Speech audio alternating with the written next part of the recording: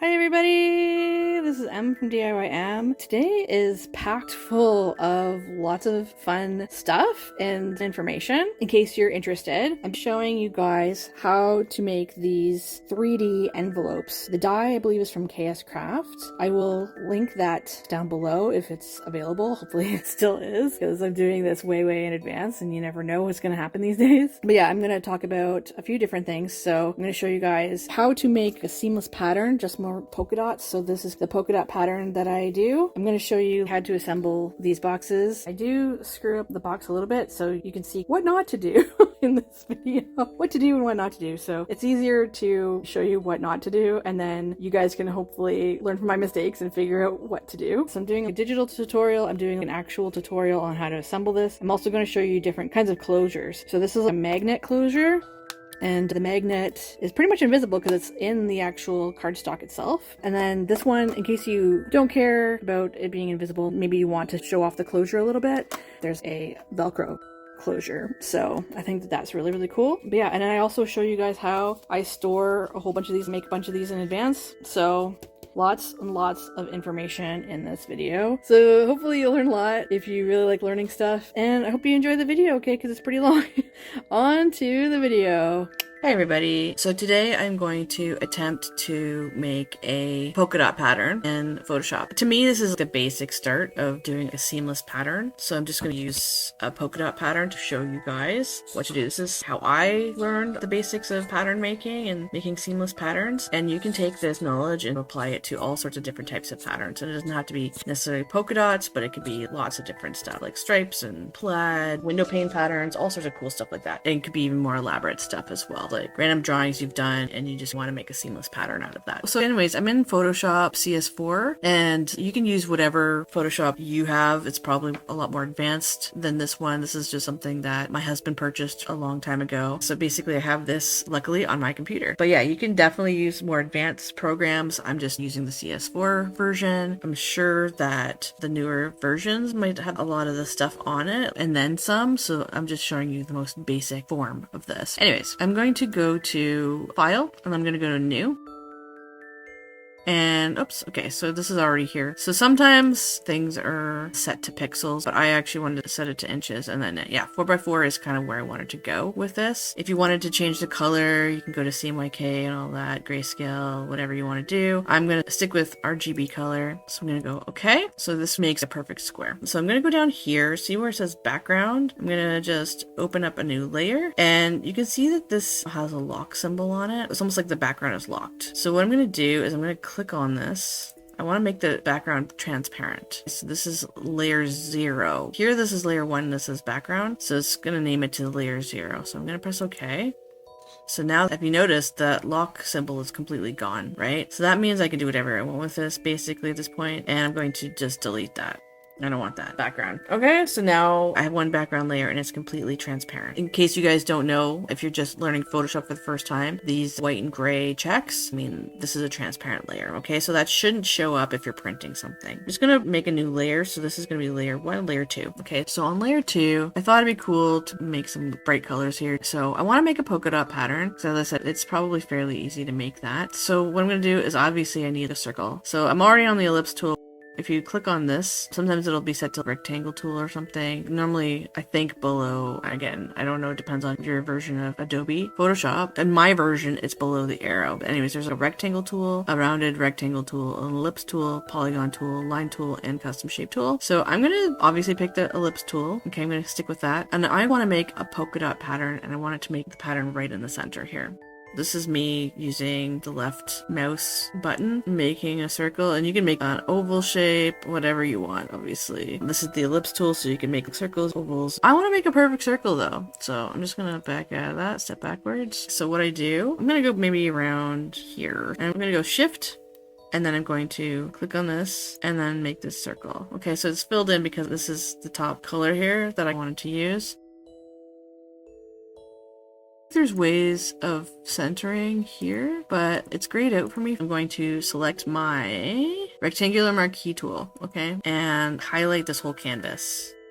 So if you notice, there's a marching ants situation happening around the canvas. So I want this yellow circle to be centered. In order to center stuff like that, I want to go to right up here. So this is the move tool. I think it's Shift V. And then this shows my transform controls. So sometimes this is grayed out if things aren't highlighted. I like to do the marquee tool so that this canvas is highlighted. So to center it, you go to Align Vertical Centers button right here in the center here. So that shifts things over, okay, to the vertical center. And then I want to go to the Align Horizontal Center. So just clicking those two here in the middle. So this is vertical, this is horizontal. Clicking those two in the middle here just aligns things in the perfect center of this canvas. Okay, so now that this is all aligned perfectly, what I want to do, first of all, I'm going to take the rectangular marquee tool and I'm going to click it off with the right button on my mouse. I'm just going to press deselect. So then the marching ants are gone. Okay, cool. So everything's in the perfect center, which is awesome. So I'm just going to come down to this shape layer 1. I'm going to press the right button and then see here it says duplicate layer. I'm going to press the duplicate layer button. And you can name it whatever you want if you want to organize how you're doing your patterns, but I'm just going to leave it at shape 1 copy. Okay. I'm going to press OK. And so now it makes two of the same circle, just on two different layers. But I want this one to be a different color so I can see what's going on. So I'm switching down here. So this is the top layer here. I'm switching down here. I want this green layer so you guys can see what I'm doing. And then I'm also going to click the paint bucket tool. I'm going to come down here and you can see it almost looks like a little Ghostbuster symbol down here. It means that it doesn't want me to actually use that on this shape, but I'm going to break that. So I'm just going to press OK. So that's cool now. So there's a lock symbol on here, so it looks like a chain, and that chain has been removed. So now I'm going to just basically make that circle green by filling it in with this paint bucket tool. So anyways, now I've got this yellow shape underneath, that's the same one, but then I've got this green shape on top. So what I'm going to do is going to go to the move tool, so I have the transform controls selected up here. If you guys are kind of confused as to why these show up, I have that checked. You don't have to necessarily have it checked, but I want to see this and I want to show you guys where the controls are. I clicked on that, so I have the move tool happening. So this is super simple. So I'm going to go to up here. There's a whole bunch of different tools you can choose from. So I kind of want to make this polka dot pattern wrap around. So I'm going to go to, it's called the filter tool up here. And then I'm going down to other.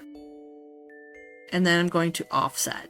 So if you can see here, it has 0 pixels for both of these. This is going to be relevant in just a second. I'm just going to click out of this for just a moment just to show you guys something here. This is where the math comes in, guys, okay? If you're very, very confused as to why things aren't wrapping around, it's probably because you don't really have the exact dimensions of the size of your canvas figured out in pixels. So this is where I'm going to do some math. So what I like to do, just to see what the actual size of this canvas is, I already know that it's 4 by 4 inches. But I want to go to the image size just to confirm what the actual dimensions are. So it shows it in centimeters what the size of this is. Normally I like to work in inches, so I'm just switching that over. You can do percentage, you can do pixels, all this sort of stuff, millimeters, but I like to work with inches, okay? And then 300 resolution, so that's perfect. But this actually shows you here, and again, you can change stuff to percentages if you want to, but shows right here what the dimensions are with pixels. So this is 1200 pixels by 1200 pixels. So that's going to be relevant in just a second. So I'm going to go back to, I'm just clicking that off because I just want to show you guys that. So it's 1200 by 1200. So I'm going to go to the filter over here, go down to other, and go down to offset. So now it's at horizontal and vertical is at 0. So what's half of 1200? Also, by the way, this says wraparound right here, and you need to select that part. If anything else, just make sure it's wraparound. So it's at 0 right now. So half of 1200 is 600, right? So I'm going to highlight this and put 600 in there. So did you see that it just split horizontally? If I wanted to, I can go back to 0, center it. If I wanted to do it vertical, I could just go down to the vertical one and go down to that and go 600. And see that? The vertical is split now. So that's really cool to note. But what I want to do is I want to do 600 on both of them. See, I'm going to press OK. I want this to wrap around and be a quote unquote normal polka dot pattern. I'll show you in the end what this looks like. Actually, I can show this to you right now. I'm just going to define this pattern.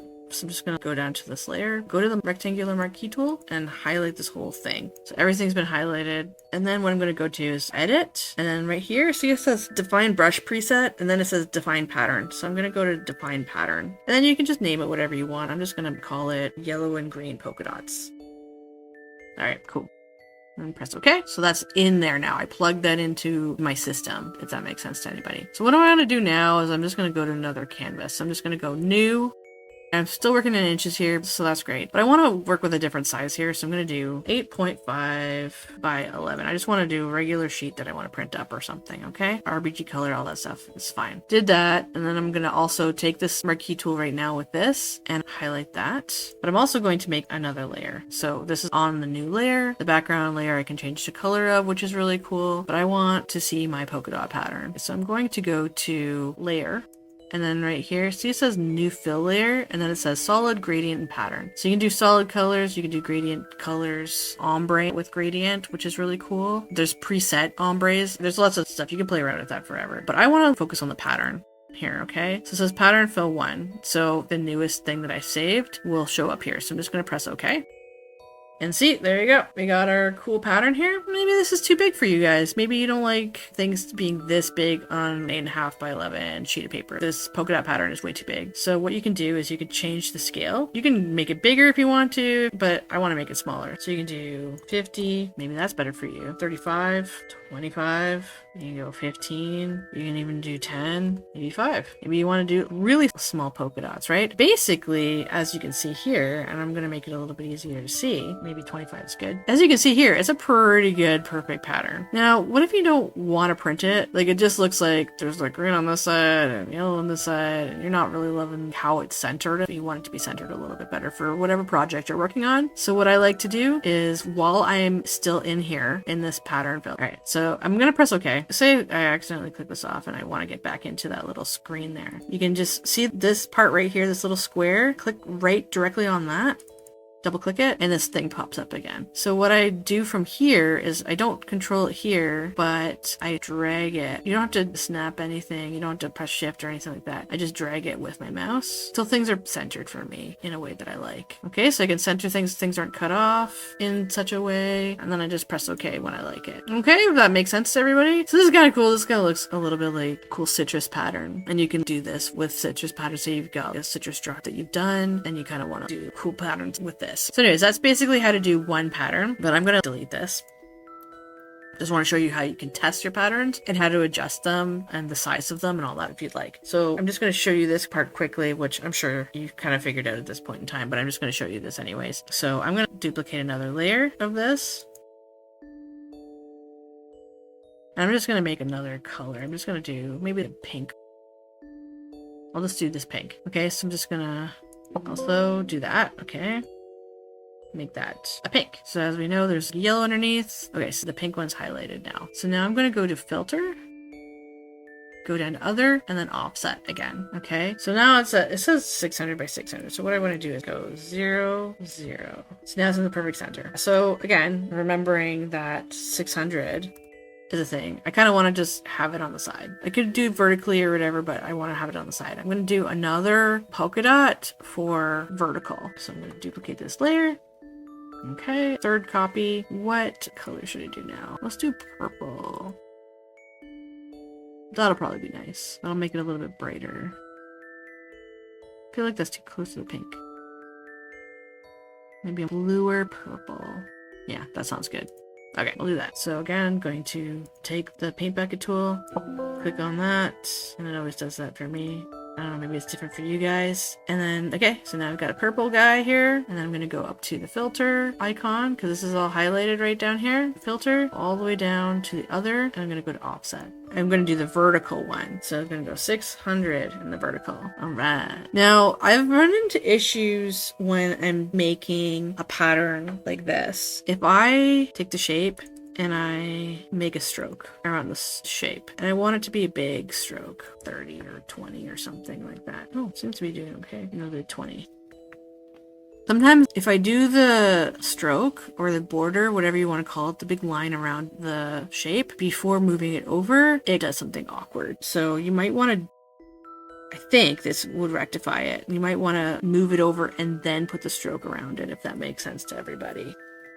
I think that normally fixes it, because sometimes I'll see notches. It split the shape and then the stroke fills around, if that makes sense. And it does a weird thing. So it does something to the pattern. I'm going to try to do this on all of these guys. I just click on the layer. I'm going to do stroke, and you can change the color of the layer too if you want to. I'm just going to do this just to show you guys what to do here, or what I do, so you can see things a little bit better.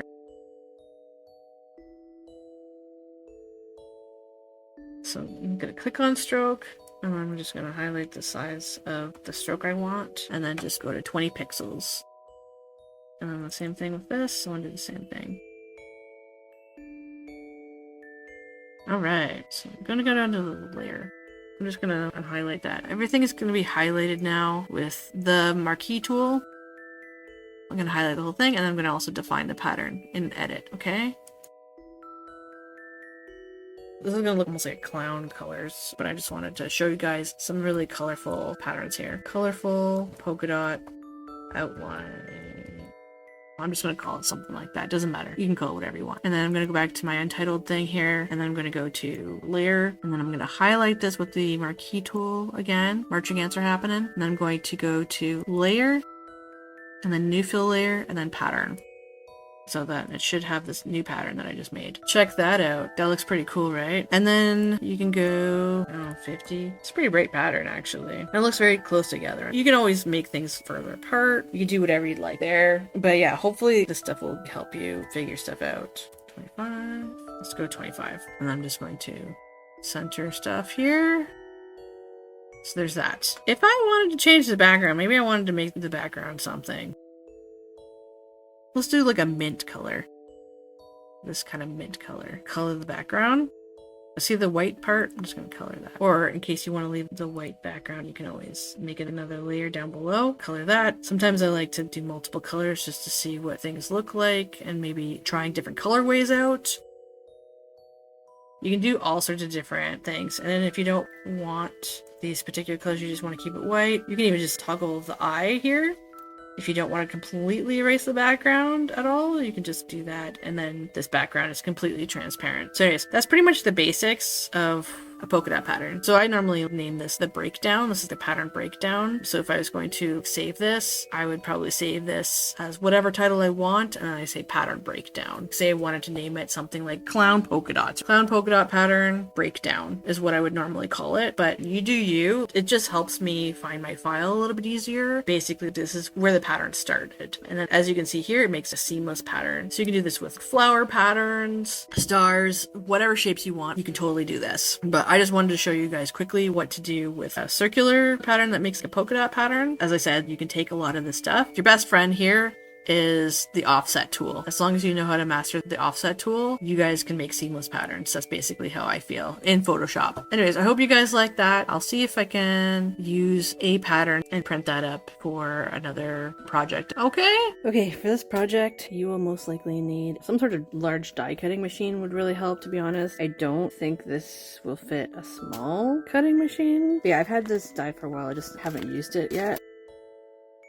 So these are some large photos that I got. I think it comes out. So I'm going to show you a few different closures. But yeah, I think that the 3D envelope is really, really cool. Probably better to gift to somebody in person. But yeah, it comes with a lot of things too. This is from KSCrafts. Oh wow, I didn't even realize that it came with flower embellishments. That's really cool. Kind of like this. That's really neat. So in case I wanted to do some flower embellishments, I can definitely do something like that. Cool. Very, very sweet. I'm gonna take these guys out. You can snip them out with some wire cutters. I have some for jewelry. I like to sometimes take this and bend them out, but this might be kind of hard to do on this guy. Probably bend it back and forth a few times and see if it loosens it. So yeah, so this is a really cool die. So it has the actual envelope itself. It looks almost like a little box. And then it has extra little embellishments. This one says Happy Mail. They come with little stitched areas in case you want to just layer up on top of a color. But I might take that out altogether. I just want to make this as simple as possible. Yeah, so I'm just going to use these 3 pieces, but then I'm going to cut these guys out twice. So this guy you cut it once. So yeah, I'm going to use this die for this project. You need this. You need to take it apart with some sort of jewelry tool. So I like to twist it out. You can always snip it off with some sort of, I do have a snipper. Yeah, so you can snip things with this little wire cutter for jewelry. Blood, slime, icing drips chocolate drips in this case. And I got this around Halloween. I think this is a KSCrafts die, but I could be wrong. So I'll see if I can find it for you guys if you guys are interested in this. There might be other types of drip dies like this on AliExpress or Temu, maybe Amazon or something like that. I kind of want to do this one. I kind of like the thicker drips for what I want to do. This is for flower bouquets. You guys might remember this from my hidden gift in a flower arrangement that I made for Valentine's Day. If you guys watched that video, I'll link that down below if you guys haven't seen that yet. So I was cutting stuff out of that. It's got a bit of a texture to it, like a nice cone. Thought that this would be really fun for birthdays. I'm going to make a ton of these envelopes with cardstock, like maybe slightly thicker, but thinner than chipboard. I think it was supposed to be chipboard, but it's much thinner. Velcro dots and magnets. So anyways, I'm gonna cut out a ton of these and then I'll get back to you guys and show you the assembly of this. So I've got a whole bunch of my stuff cut out. It's not all cut out. I have more insides of the cards than I do outsides of the cards. This one's gonna have quite a few layers, I think, to it. And then these guys are just extras that I'm just gonna make out of this, and then I can decorate them later. But yeah, first I wanted to just do some fun cards here. So I think I'm gonna just start off real quick with, I might do this one later, but this one's pretty cool. I'm just gonna assemble some plain ones here. So obviously you start off with some sort of thick cardstock, or this one's a thin chipboard, thicker cardstock. This one makes things a lot sturdier. You can get a white one, it doesn't have to be this craft color. I just happen to have this on hand. I'm just going to fold everything. I like to crease or burnish the folds a little bit better with a bone folder, or you could do that with your fingernail. There's other ways of creasing, obviously. Make it look like a little box.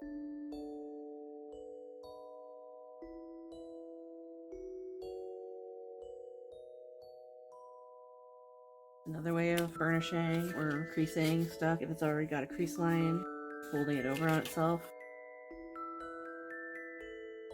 Okay, we got this guy. Okay, so these guys are the longer part of the envelope. I'm gonna glue this tab on the inside of the box. I think that that's going to be the better move. So I'm just gonna take my trusty Fairly Arts Precision Craft Glue, and I've got fine tip on it. Try to line it up the best I can. I'll make sure that that folds nicely too.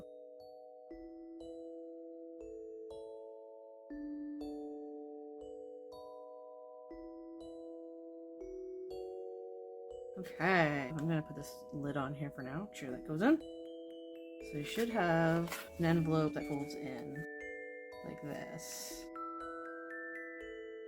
Tuck it right in there. I guess it's up to you if you want to glue it on the sides and make it into the little box. It's really your call. Yeah, so that's the beginning stages of this box. So I'm gonna just decorate the interior. But what I'm gonna do too, I just want to try to do a magnet thing now before it's even decorated, so you don't even see these magnets. So I got these really thin, ooh, very powerful magnets. I'm just gonna get 2 of them. Oh no, I was trying not to do that because you can break them. You can pinch your fingers really easily. There's like a whole bunch of stuff you can do here.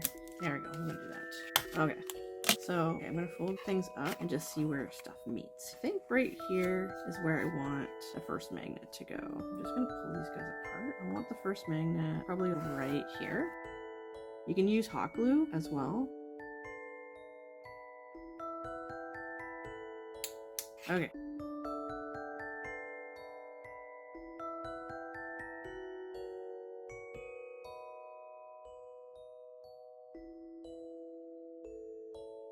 You just want to make sure that it's on there and dry before you even test it, because these are very strong magnets and they will rip each other off. Do that? Oh, look at that. Brilliant. It seals automatically on its own. So that's really cool. Oh, and that guy can't write it off. This isn't the same. But I just wanted to make sure. I wanted to test it so I can still see where that was. See, they come apart really easily. So I'm gonna use the polka dot paper that I made in this video here. It's kind of carnival-like, which I think is kind of cool. It's fun for carnival fair season.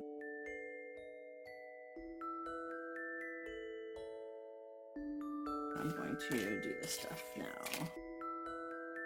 Try to line this up the best that you possibly can. See, you don't even see this magnet now. Now I'm just going to do these sides here.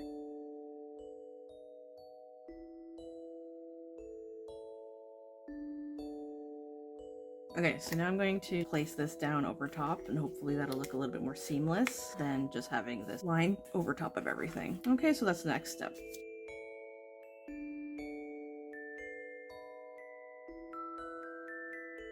You can glue things in advance altogether, just put glue down, but I just find it's a little easier to line things up in the middle and then doing the tabs afterwards. As long as you line up the middle pretty well, that's ultimately the goal. Hopefully still bends.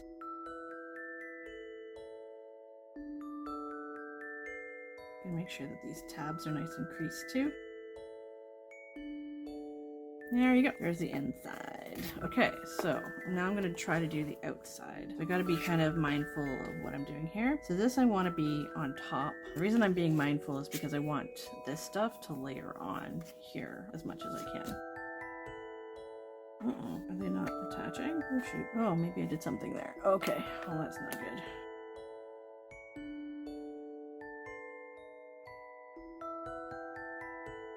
Oh, it's probably repelling. Okay, just gonna try to fix this a little bit, guys.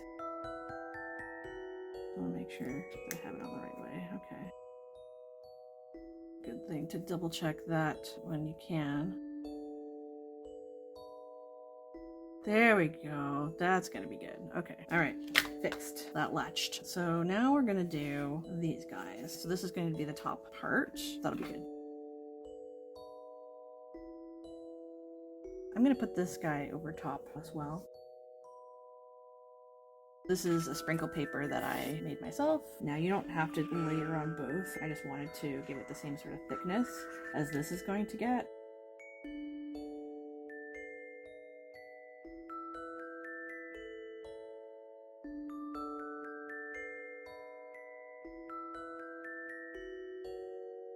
Oh, is this the wrong one? Is this the wrong side? Oh no. Oh, what's going on here? Oh no. I think I have to recut this. That's fascinating. Okay, so these guys are actually not going to work on this side. They're off a little bit. So I think I'm going to have to, when I cut these guys out, I'm going to have to flip over the pattern. Oh, so interesting. Okay, well, I guess I'm going to toss these guys out and then I'm going to redo this so that these guys can line up a little bit better. Okay, I'll just turn off the camera. Then we'll commence this after I redo this stuff. Okay, I just recut a few of these. Luckily, I have lots of this paper anyways.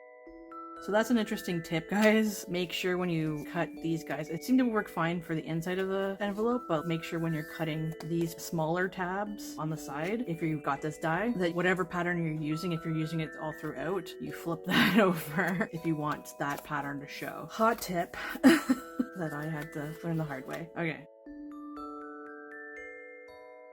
Whew, that's all good now.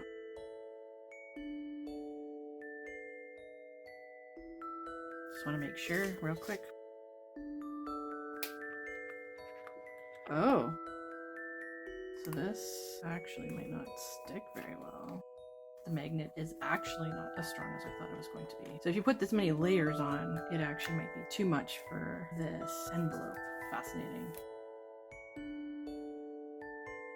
So yeah, if it was a not so thick box, I would say that the magnet would probably work. Because it seemed to work fine before I added this other extra layer. So I'm just gonna keep going with this. So yeah, if you're going to do this, you might want to just skip this layer and just maybe do this layer and then have one more layer on the back instead of 4 layers.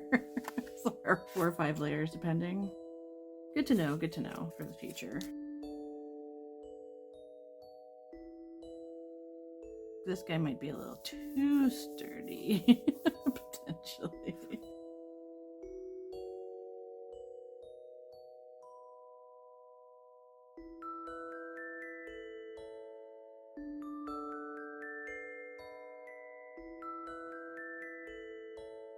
So, okay, I'm gonna have to do this box again with less layers. So, okay, I'm gonna turn off the camera. I'm going to see if I can redo this in some way. Okay, I thought I was showing this being done on camera, but I guess not. So I did a new envelope pretty much the same way. I just did less layers. I also, instead of doing this whole thing, I just did a little bit of a drip here. Oh, I also cut off the tabs. See how this has tabs? I found that they were getting in the way a little too much, so I just cut them off right here in the corners. So I just just wanted to do that. And then, so yeah, that actually, I did the magnet thing and that looks pretty good. It's just bowing a little bit. I don't know, I'm assuming that the tabs make it bow less, but I actually kind of like it this way. I prefer it. It's a little easier to close. So then it's got this drip happening on both sides. I cut off this section and then I sort of rounded things out a little bit with my scissors just to make sure that that looks more like a drip there. And yeah, I think it looks really, really cute. And you can totally put whatever you want on the inside. I put a different polka dot pattern on the inside that I did. You guys might remember this from when I was doing my macaron packaging. I have this pastel polka dot pattern that I made on the computer.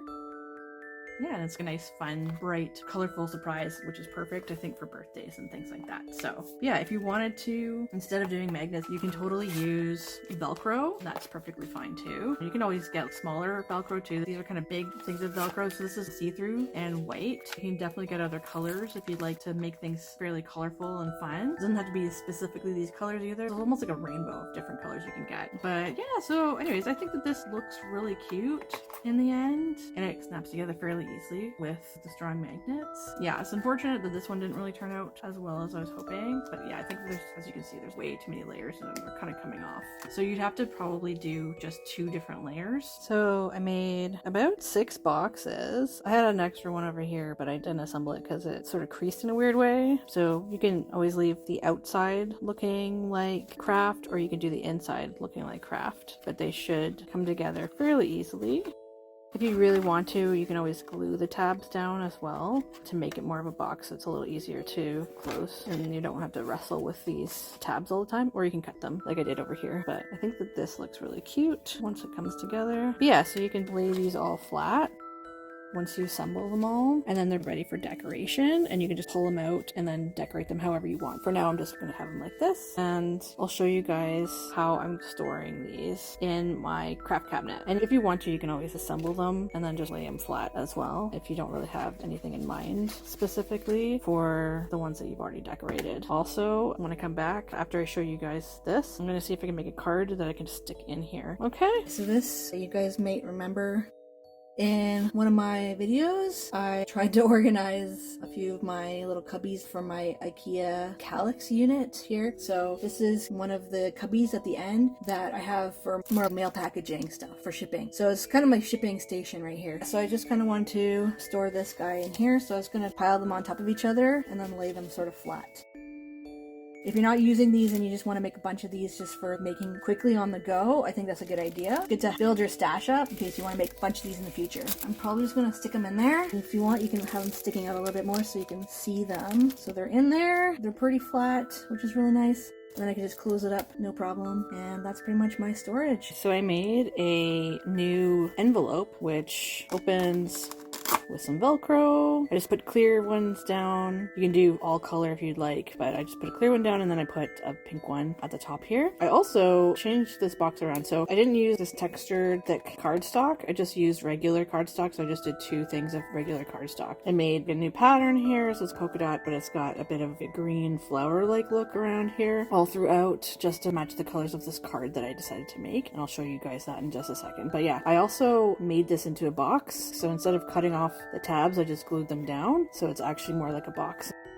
You just take things out. So it's nice because you can make cards with a little bit of dimension. This one doesn't have a lot of dimension, but as you can see here, it's still kind of flat, but at least you don't have to stick it in an envelope and have it really flatten out. It still has a lot of room in there, and you can put other fun goodies in there, which is really cool. But yeah, I made this really, really cute card. I was gonna put a little sentiment down here, but I kind of liked it on its own. I thought it was really, really pretty. So I don't know if you guys saw the video that I did not too long ago where I hauled some doily dies, and they're different sizes for the circle ones. So I took a circle doily die and then I folded it in such a way that it looked like a flower wrap, and then I took some of the bows in my tiny bow video that I made. I'll put the links for these videos down below if you guys are interested in that. So I put a little tiny bow on here and then I glued a little gemmy to that, and then I also took some of the flowers that I made from my flower video. We even have a little poinsettia in there, but I just wanted different textures and shapes and sizes happening. So I assembled, I think this was the only one I assembled, everything else was already assembled. So I assembled this and I added a little gem in the center and then some pearls, so it looks almost like a little daisy in the bouquet. I also made this fun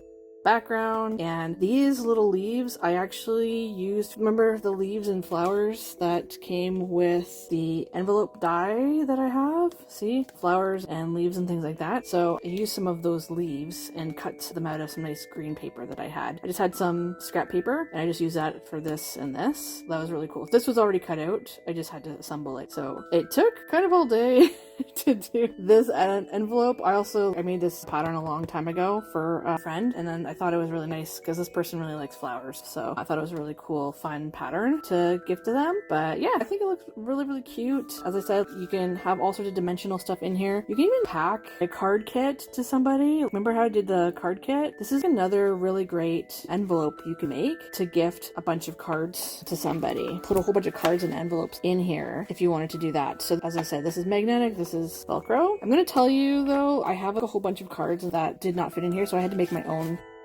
card just to slide in here. I'm gonna tell you the exact dimensions in case you do get this die, so you can make your own cards. This one's just blank for now. I'm gonna get this to somebody specific though. So inch wise, 4¼ by 5½. Okay, if we're doing centimeters, looks like it's maybe a little over 10½ by almost 14½. Okay, so if that helps anybody. So I'm just gonna pop this guy back in here. But yeah, you can put so many cool things in here if you want to. A bunch of flat stuff. I'm gonna probably put a gift card in there. Oh, another thing, if you wanted to, you can just glue this down so it's not actually sealing the envelope. Glue it down maybe right here, just so at least it covers maybe the magnet that's almost obvious, or it just looks cute. I think it looks really, really pretty here. I think these shells look nice. I don't think I have a lot of flower ones, which is interesting, but yeah, these ones look really pretty. But yeah, so this is my wax seals that I made in my wax seal video, so I'll also link that down below. There's a lot of videos I'm linking to here, but I figured maybe you guys would enjoy that. So that's pretty much that. Yeah, anyways, I hope you guys liked that video. If you did, please give it a like and subscribe and share the video with somebody who you think is going to enjoy this kind of project. These dies are pretty cool. I think they're really helpful. Again, if you want to gift somebody, not just a bunch of cards or a card and gift card or whatever, but if you want to gift a whole bunch of other stuff. I like the fact that it has a little bit of dimension to the envelope. It's a little bit of extra width so that you can put a little something in there. You could put some, I don't know if I'd ship like a chocolate bar or something like that in there, because you never know, it might melt on your stuff. But I don't even know if shipping it's actually a good idea. This might be like a nice thing to just gift somebody in person, or you can actually, if you're going to ship it, you put it in a box with a bunch of other things. As long as it's well protected, I think it should be fine. But I really like it. I think both closures are good. This one seems to be popping up a little bit more, probably because I think I should have put the Velcro a little further up near the point, which I didn't do. This should have been a little bit further down. So I should have worked with this and maybe put it up there. Other than that, I think that closure would work fairly well. I think that's the reason why it's kind of popping up more. When you only have a couple layers of cardstock, I think that the magnets work quite nicely, as long as they're very strong magnets. It's unfortunate that this didn't really work out.